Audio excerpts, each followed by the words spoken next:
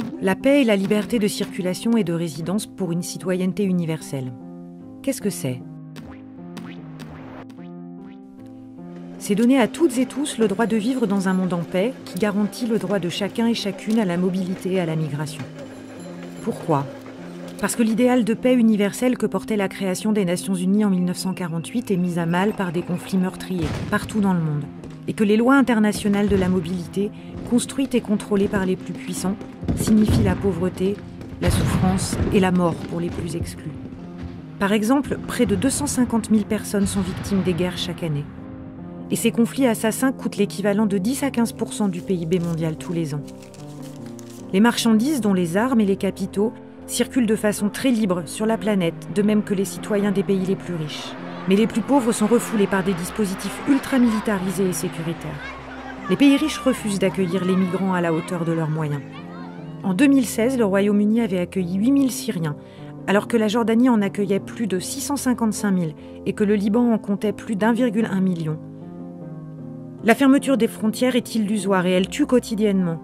Entre 2000 et 2015, l'Europe a dépensé plus de 13 milliards d'euros pour empêcher les migrants d'entrer sur son sol ou pour les renvoyer.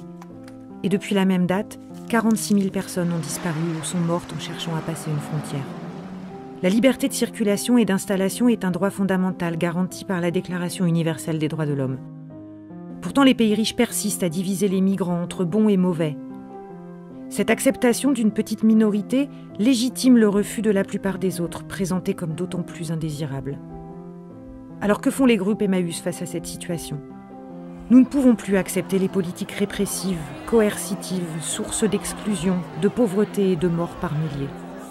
La plupart des associations Emmaüs dans le monde pratiquent l'accueil inconditionnel, sans considération de parcours, de l'histoire, de l'origine, des croyances ou de la situation des personnes.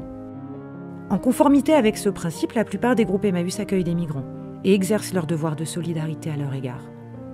Le mouvement Emmaüs rassemble près de 350 groupes dans le monde qui travaillent avec les plus exclus afin qu'ils se réapproprient leurs droits. Les groupes s'organisent localement face à ces défis et développent des projets dans les secteurs de l'apprentissage de la vie communautaire et de la gestion collective, de la médiation sociale et communautaire, de la résolution des conflits intra- ou intercommunautaires, de l'accès aux droits et de l'accompagnement social, de l'insertion par le travail, la protection d'urgence ou l'accueil des enfants soldats. Ils s'engagent aussi pour l'éducation à la paix et au vivre ensemble et développent des actions de plaidoyer à l'égard des autorités locales ou nationales. Ils proposent des activités de sensibilisation aux risques et aux dangers que comportent les parcours migratoires auprès des populations locales. Ce sont ces engagements et ces expériences qui nous poussent à penser à l'échelle globale.